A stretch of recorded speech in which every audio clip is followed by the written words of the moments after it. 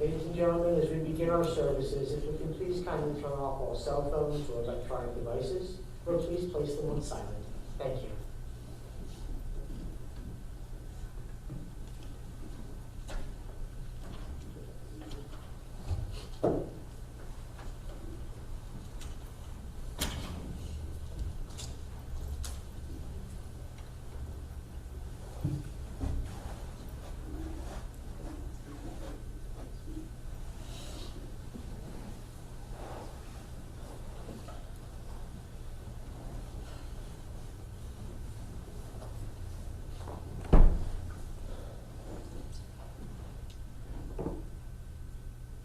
Eshet Chayil mi yimtza, a woman of valor who can find. For her price is far above rubies. The heart of her husband does safely trust in her, and through her he has no lack of gain. She does him good and not evil all the days of her life. She seeks wool and flax and works willingly with her hands. She is like the merchant ships bringing her food from afar. She rises also while it is yet night and gives food to her household and a portion to her maidens. She considers a field and buys it, and with the fruit of her hands she plants a vineyard. She girds her loins with strength and makes strong her arms. She opens her mouth with wisdom, and the law of kindness is on her tongue. She looks well to the ways of her household and eats not the bread of idleness. Her children rise up and call her blessed. Her husband also, and he praises her. Many women have done valiantly, he says, but you exceed them all. To begin our time together today with a reading of Eshet Chayil, a woman of valor. This is a song sung in traditional Jewish homes each Friday night in celebration of a strong woman. It could have been written for Marion. Today, we are brought together in loving memory of Marion de Mello, Malka Gittel bat Moshe Elisheva Zichronah Livracha, of blessed memory. A woman of grace, humility, love, and beauty. Her life was a life of honor and a life of finding meaning through her devotion to her family. Fernando told me she was my wife, my partner, and my lover. She was the kindest person I've ever met. She was incapable of hurting anyone, and she never had a bad word to say.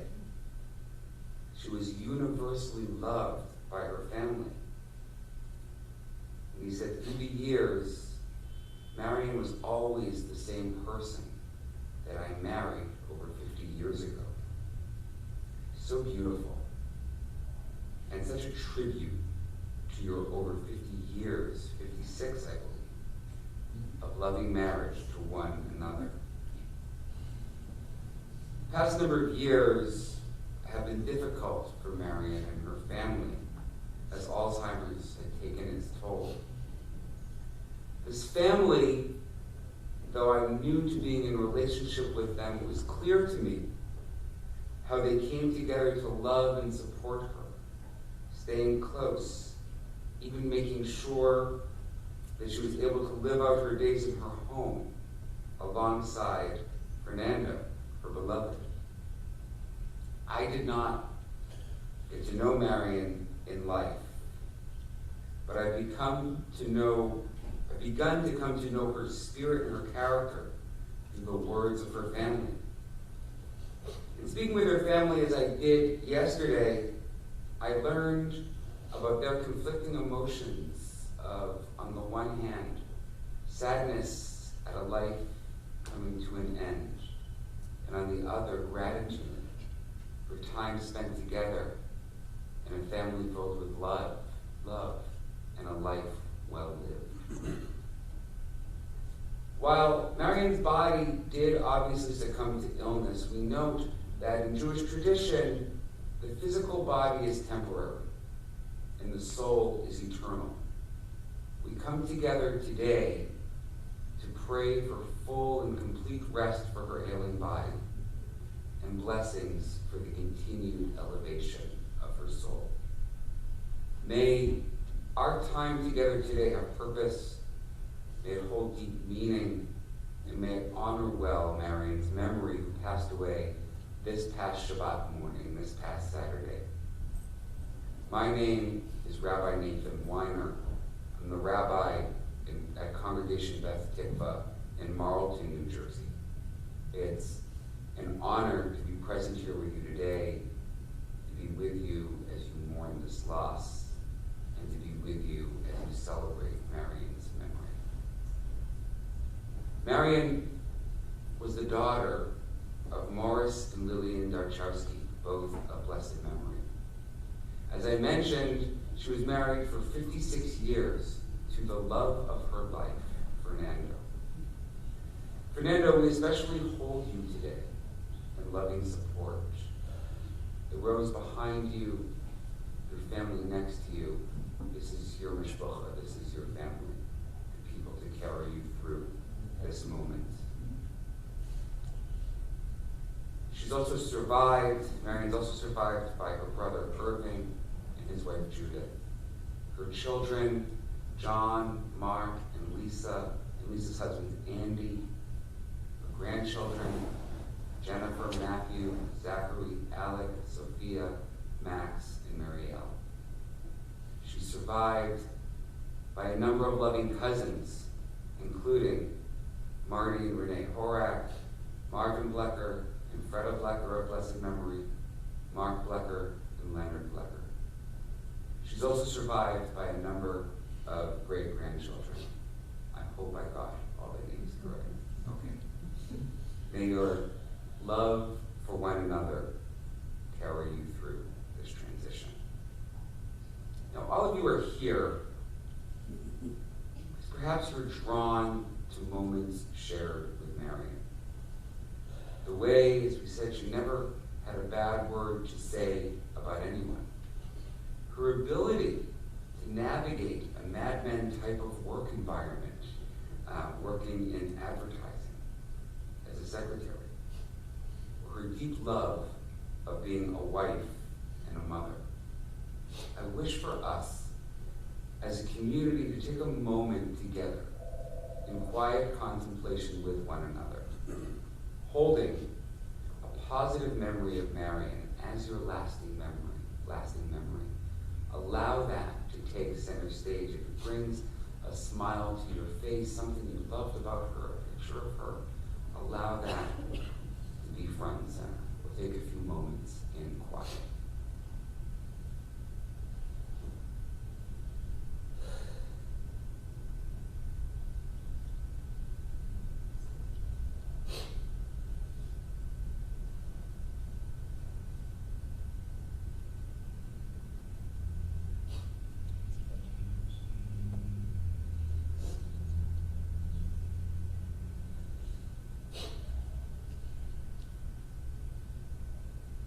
Today, the goal for our time together is multifold. First, we're to perform the mitzvah of kavod hamet, of honoring the deceased. And for most of our ceremony today, that's what we'll do. We'll keep our kavanah, our intention, on Marion's memory. Closer to the conclusion of our time together here, we'll transition into a community of consolation for the mourners as they, for the first time, recite Mourner's Kaddish. I'd like for us together, if you're comfortable, to recite Psalm 23. If you're familiar with it, I invite you to recite it with me. If you're not familiar with it, that's okay too. It's words of consolation. I invite you to just receive them. Mizmor David Adonai Ro'i Lo Achsar, the Psalm of David. The Lord is my shepherd, I shall not want. He maketh me to lie down in green pastures. He leadeth me beside the still waters. He restoreth my soul. He leadeth me in the paths of righteousness for his name's sake. Yea, though I walk through the valley of the shadow of death, I will fear no evil, for thou art with me. Thy rod and thy staff, they comfort me. Thou preparest a table before me in the presence of mine enemies. Thou anointest my head with oil, my cup runneth over. Surely goodness and mercy shall follow me all the days of my life, and I will dwell in the house of the Lord forever. Amen. It's important that those who knew Marion well in life share words about her. The function of a eulogy or a hesped in Hebrew at a Jewish funeral is not for our comfort. It's to uphold the honor and dignity of the deceased, of our loved ones. So to frame the words you're about to hear, I open with a famous reading from Ecclesiastes. There is a time for everything, and a season for every activity under heaven. A time to be born and a time to die. A time to plant and a time to uproot. A time to kill and a time to heal. A time to tear down and a time to build up. A time to weep and a time to laugh. A time to mourn and a time to dance. A time to scatter stones and a time to gather them. A time to embrace and a time to refrain from embracing. A time to search, a time to give up, a time to keep, and a time to throw away. A time to tear, a time to mend, a time to be silent, and a time to speak. A time to love, a time to hate, a time for war, and a time for peace. Now is certainly a time for speaking. You'll hear from 4 speakers from the family, and first, invite up Fernando.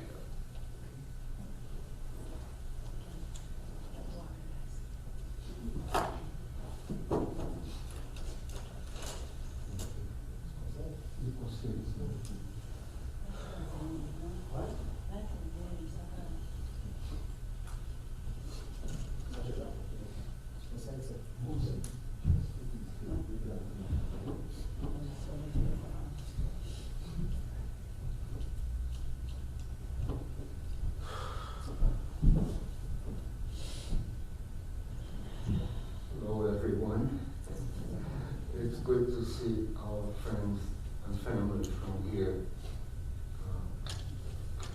I was not going to speak at this event, but I ran into a poem that Marion and I enjoyed many times over.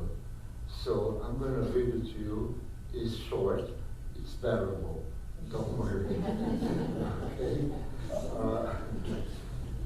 It's called Funeral Blues by W.H. Auden, an English poet. Stop all the clocks, cut off the telephone, prevent the dog from barking with a juicy bone. Silence the pianos and muffled drum. Bring out the coffin, let the mourners come. Let airplanes circle moaning overhead, screaming on the sky the message, she's dead. But crack bowls round the white necks of the public doves. Let the traffic policemen wear black cotton gloves. She was my north, my south, my east, and my west, my working week and my Sunday rest, my noon, my midnight, my talk, my song.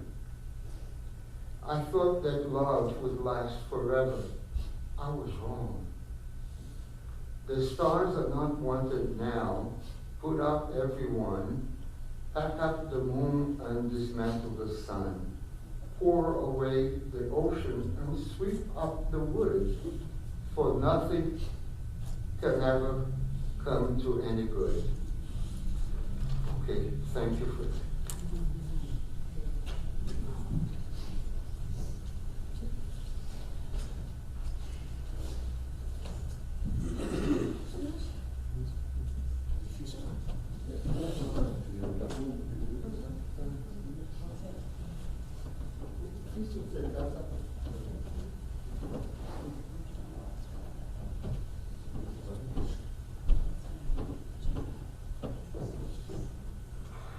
Hello. I'd like to thank everyone for coming out to celebrate my mother's life. I haven't really prepared anything, but I just wanted to speak from the heart. I mean, she was one of the most amazing people one could ever be. Truly amazing. She was also one of the strongest people I've ever met. She lost her parents when she was very young. She married relatively young. And, you know, she was just always there. In a very tumultuous type of environment, especially the early years of Lisa and I. You know, we, before I was 11, we moved 9 times. And 9 times, she recreated our home. Real simple stuff, like, you know, my Aunt Etta got me 2 teddy bears when I was born. I still have them. And the reason I have them, I mean, I lose everything. I'll lose my cell phone sometime in the next few weeks. I certainly lose my classes all the time. But she created 9 different homes for me and my sister before I was 12. She was just the greatest human being you'll ever meet. You know, everything that I have that is good in me, I got from her. Always there for me. You know, my dad traveled a lot, so it was always her. She was one constant in my life throughout my entire life. You know. And we were very, very close, even though we may not have seen each other enough, even though we may not have hugged enough. I mean, I always felt loved. She would just, she very rarely said it, but she would just give me a look. And I knew, you know, and every day that I mean, from the time I was in 1st or 2nd grade, Mom, you're gonna be homework. For the first day of school was always traumatic because I hated school, absolutely hated it. With passion. You know, so the first day was always dramatic. Because I used to, you know, it was heavy, I used to make fun of a lot. You know, I just hated going. And every day before school, until I was a senior, I would ask her on the first day of school, are you going to be here? Of course I'll be here. Of course I'll be here. You know, and college, I missed her so much. I mean, I called all the time, not like once or twice, much more dramatic than that. To the point back then, the kids didn't have cell phones, it was all pay phones with you had to call collect, and it got to the point where, yeah, collect, we know it's Mark. We know it's Mark. And she was just always there to comfort me during the first few years of school. Even when I lost my fake ID. It's gonna be okay. It's gonna be okay. I just, it's just really gonna miss her. And I just, thank you so much for coming out here. Thank you.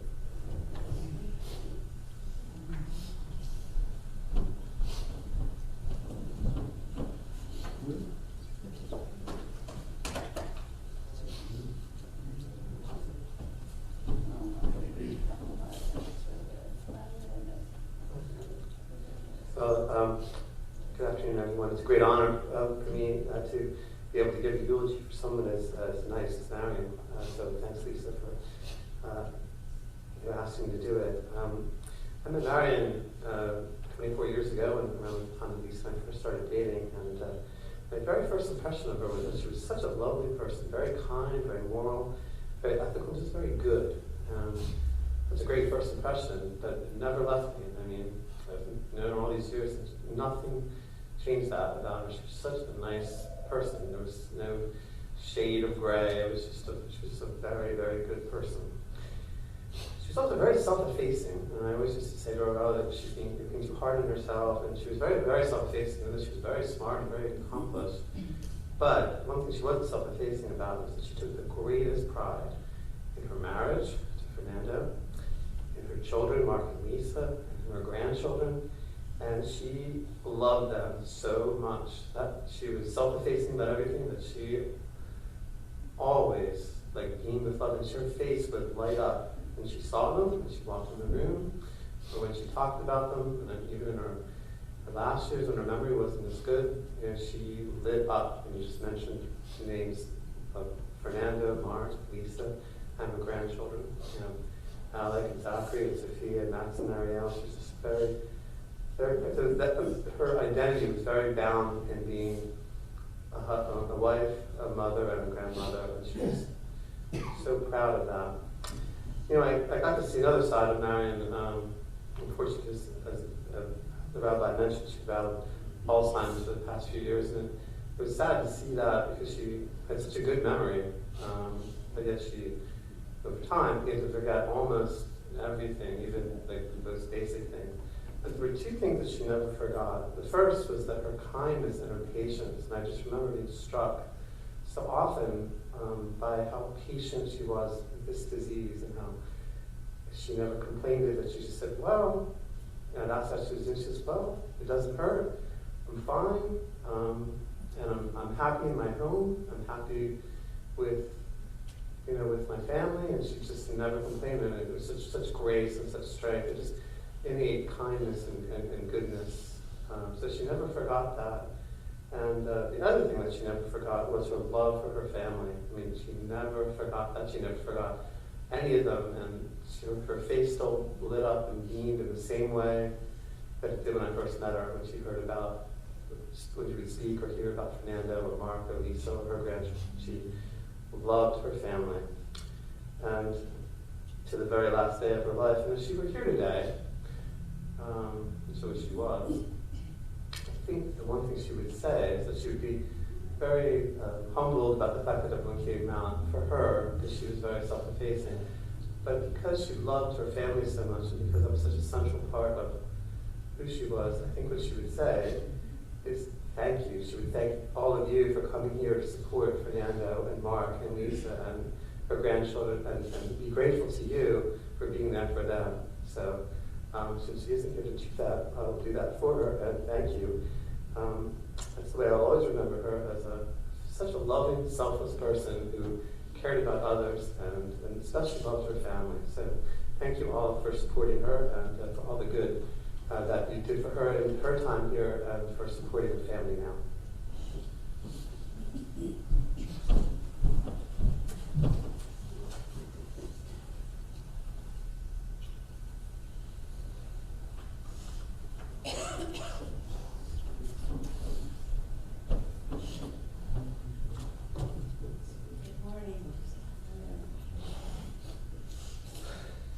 A quick thank you on behalf of my father and brother to all of you for making it out today on this unusually cold and bleak November day to help us honor my mother. Many of you have been here for us in so many ways for quite some time. There are too many of you to list, but I pray you know who you are. We are blessed to be surrounded by so much love during this incredibly sad time, and are eternally grateful for your presence in our lives. I started writing this some time ago when I realized I would experience a long goodbye with my mother. My dear friend suggested it as a way to reminisce with her about her life, as well as a way for me to weave in stories and moments that I was so lucky to have shared with her. Since she was my first best friend, I thought it would be important to leave no words unsaid. For this, I consider myself extraordinarily blessed. To be honest, there are so many stories and sentiments that I could share about my mother that it's hard to tell them all. So these are just a few. There were the stories of her childhood in the Bronx, of her father who would take her to the library on weekends and check out the same Russian novels that he would tell her he would reread because each time he would discover something new. Of her mother, who she had often referred to as her best friend, whose illness and loss at a young age marked her forever. I loved hearing about what went into preparing for the Jewish holidays in her childhood home. The smells of onions rendered in chicken fat that would have been stored on the fire escape all winter long. Of honey cakes cooling in the kitchen, and of the epic Darchowski matzo bride, which has luckily been passed down by her and her brother, my very dear Uncle Irving, along with our Grandma Lily's Pasadic finishes. I will forever refer to the good angels in the kitchen, as my mother often did, when things go so well when preparing a big meal for the people you love most. And of course, there were the stories of her world travels as a very young woman, when at 22 she quit her job and traveled for 3 very full months, all by herself.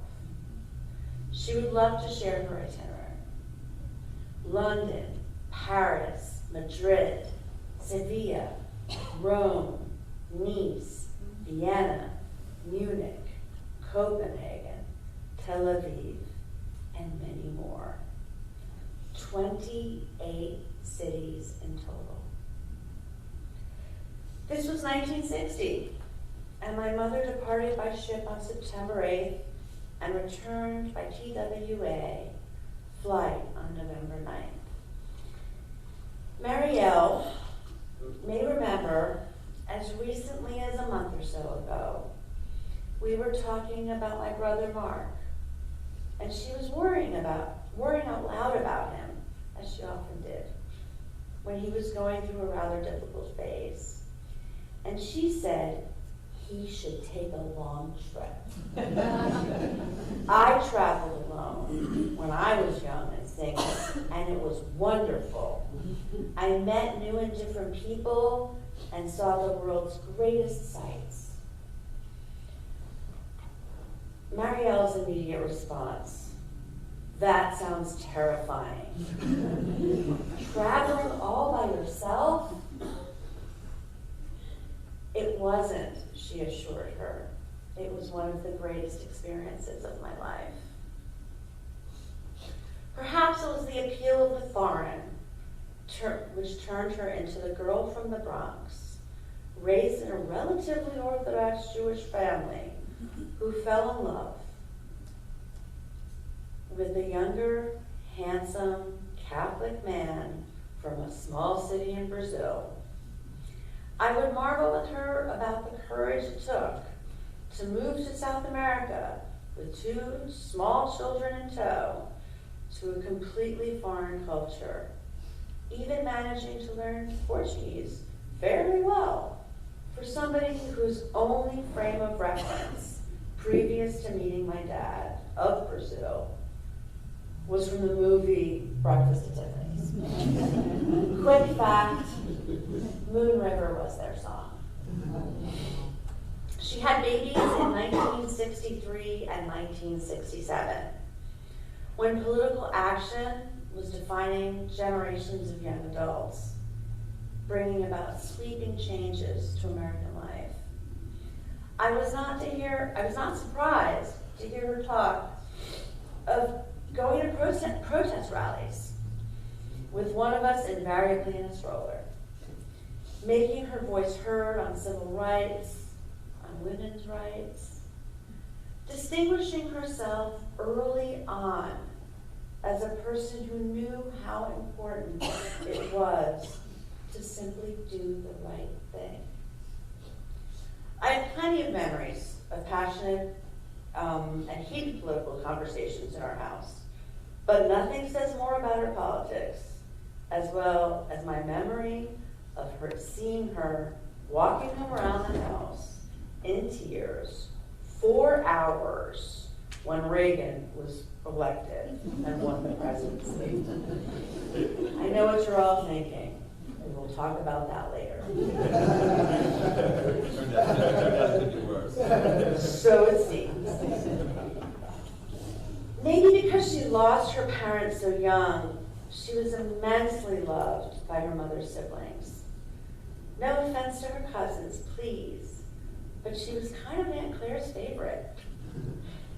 And Uncle Mac, who many of you may know, I named my only son after, would spend hours at our house talking politics and movies and sharing old stories about the family. He would call Mom the Queen and me his princess. She came by her title of favorite, honestly. She called all the time. She visited and was the master of a meaningful handwritten note. She was also a caregiver to the aunts and uncles who were her surrogate parents when we think about it. She had Aunt Detta move in with us, and she lived in our home for some time, which for those of you who knew my great aunt was not always easy. And years later, she said she did not regret any of it, even reflecting that she should have done more and been more patient, acknowledging how much she had done for her and her brother Irving. She was there every step of the way, helping Uncle Mac and Aunt Gert when she was alive and had Alzheimer's. She really stood by his side when she died. She was a woman unafraid of making nursing home visits. And honestly, for some of the people in her life, she did those daily for very long periods of time. Maybe it was that she grew up with sick parents and had seen so much at an early age. But she was positively fearless about watching the often grim and sad deterioration of these family members who she simply loved so much. It was not a false sense of responsibility or a martyr complex. She knew how to show up in good times and bad times. She was fiercely loyal about the people she loved. I'm grateful I've had the chance to tell her the stories about the lessons she taught me. If I was panicking about school, she would remind me that no one test or grade was going to define me and determine what I would be for the rest of my life. When I was weepy and lonely about not having a boyfriend, she would tell me what she said her mother had told her. It only takes one. If there was infighting within the family, and she was confronted for her need to keep the peace and be inclusive, she would say, "What's family without a little hypocrisy?" What most people don't know about her was that she also had a level of feistiness about her. When I graduated from Penn, she sent photocopies of both my degrees to the guidance counselor who had told me during my freshman year in high school that I would never make it in a four-year college, with a scathing letter attached. When I told her that story again not too long ago, she said, "I hated that guy." And trust me, Mom didn't use that word very often. You've heard this before.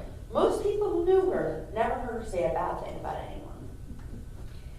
In college, I was on the fence about going to DC for a pro-choice rally. She told me I had the youthful energy she didn't have anymore. And it was my responsibility, now that she couldn't, to represent. She sent me the money and told me, "Get on that bus." She gave kind of hilarious advice about shopping, which, when she was at the top of her game, was a combination of sport and social events or social activity to her. It always included a lunch date where we would linger for hours catching up and talking in the extraordinary way that lucky daughters get to talk to their mothers with so much frankness and acceptance. "Oh, that looks really great on you. Let's buy it in 3 colors." The bar years were a bit of a challenge for her. "How about we make a stop at the cosmetics department? Maybe we can buy you a few things you could have just in case you leave campus." To her, the most important thing a woman should have in her closet was a really great little black dress. Or my favorite, when creating a wedding registry when Andy and I were getting married. She had very direct advice about picking our crystal stemware. Don't pick out something that is so expensive that you're going to feel like you'll have to sit Shiva for it if it breaks. Remember, after a long night of entertaining, when you're exhausted, things break. I had a feeling she spoke from experience about this. Perhaps the stories about my mother that describe her best, to me, involve my kids and her illness. Max and Marion were born prematurely. Because I delivered them by a C-section and they were hurried off to the NICU, I was, of course, worried about their weight, which no one would tell me when I asked. Andy and my parents got to see them before I did. And I'll never forget Mom coming back and telling me not to worry one bit. "They're huge," she said, making sure to make me feel that everything was going to be all right, as she'd done a million other times in my life when I was feeling helpless or fearful. 3 pounds 13 ounces and 4 pounds 9 ounces. Huge, right? I teased her about it recently, or not long ago, and she said, "Well, to me, they were perfect." After she was diagnosed, there were many conversations, delicate and painful, that we had to have while she was still lucid enough to make decisions. Advanced directives, burial versus cremation, and other things I had dreaded asking her about. She was strangely calm about it. I tried my best not to cry with each question. Finally, she looked to me and said, "You know, this is going to be much harder for you than it will be for me." As many of you know, her illness was not without suffering. In time, as I was watching it all play out, and it wasn't pretty, I came to understand that she was being my mother, and frankly she was, till the very end. More concerned about the suffering of her husband and children than of her own self. Which, when I think about it, was who she was. An amazing mother, wife, aunt, cousin, grandma, and friend. Selfless, kind, and forever looking out for the people she loved. Many of you who knew and loved her found a loving place around her kitchen table and shared a fondness for her because of her tremendous kindness and capacity to embrace all who came into contact with her. She really was a truly special soul. While her illness was long and drawn out, she handled it with such grace, often reminding us, as Andy had mentioned earlier, that at least she wasn't in any pain, and that she knew she had had a good life. How lucky we were all to have known her. She will be greatly missed.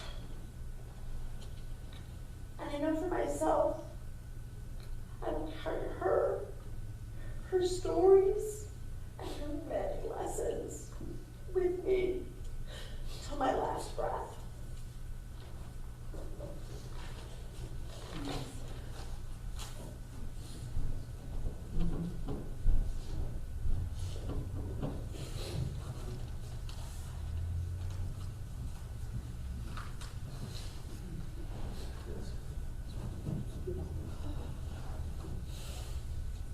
Thank you, Pam. Beautiful.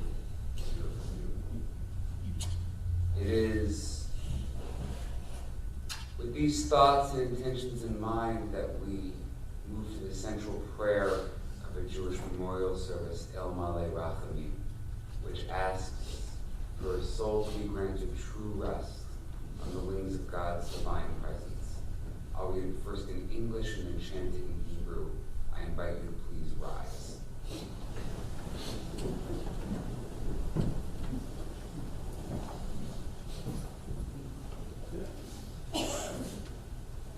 God, full of compassion, who dwells on high, grant true rest upon the wings of the divine presence in the exalted spheres of the holy and pure, who shine as the resplendence of the firmament to the soul of Marion de Mello, who has gone to her supernal world.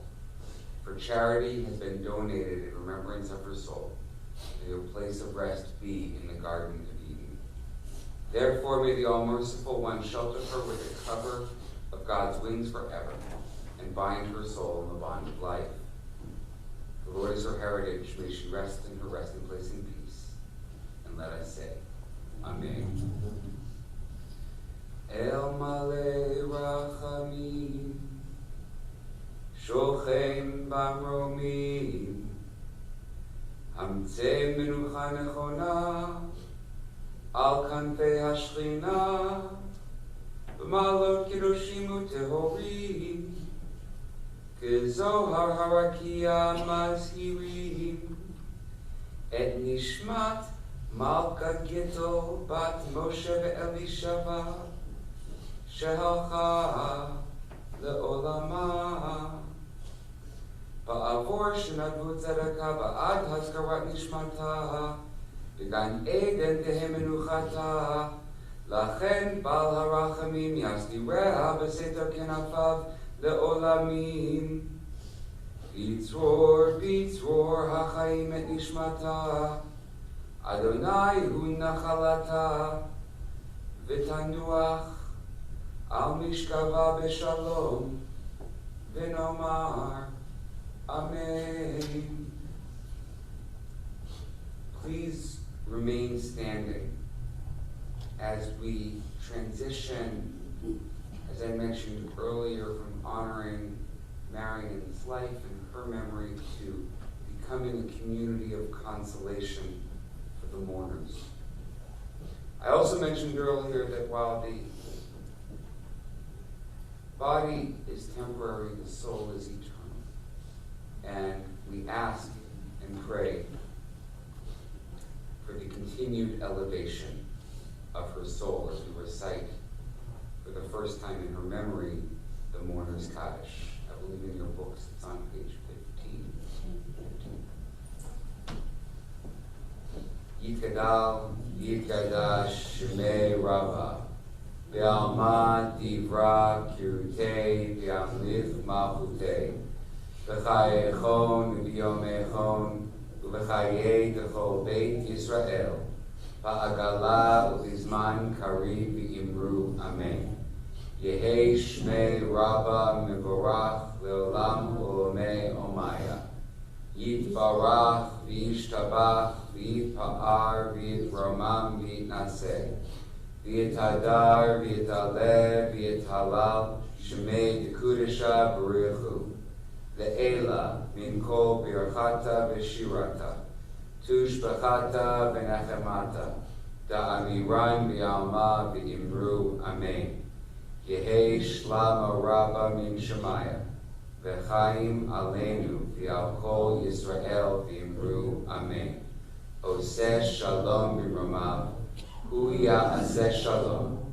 Aleinu V'al Kol Yisrael V'imru Amen. May the one who ordains peace in the heavens also make peace for us, for all Israel, and God willing for all who dwell on earth. And let us say, Amen. Please be seated.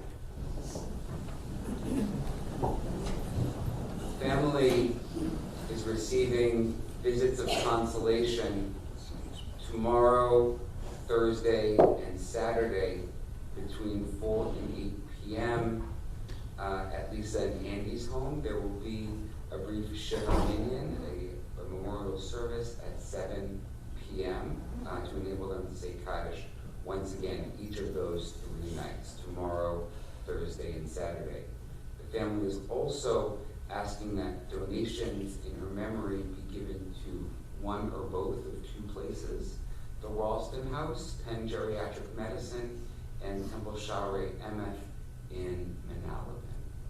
As our time draws to a formal conclusion here, we extend the traditional words of consolation to the mourners. Hamakom yinachem echem, b'tov sha'ar v'lei Zion Yerushalayim. May the Holy One of Blessing have comfort for you, together among all the other mourners of Zion and Jerusalem. And of course, Yichon Ali Bracha, may Marion's memory continue to be an everlasting blessing.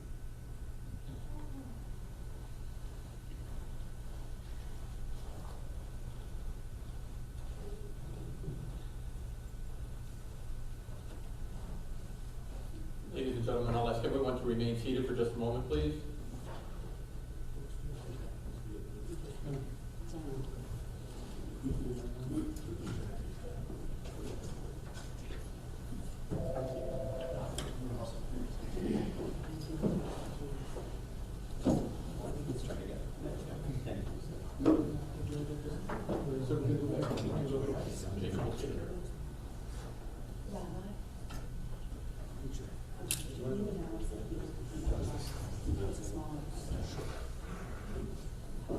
And in fact, all who wish from those assembled here are welcome immediately following our time here to return to Lisa and Andy's house as well for a visit of consolation.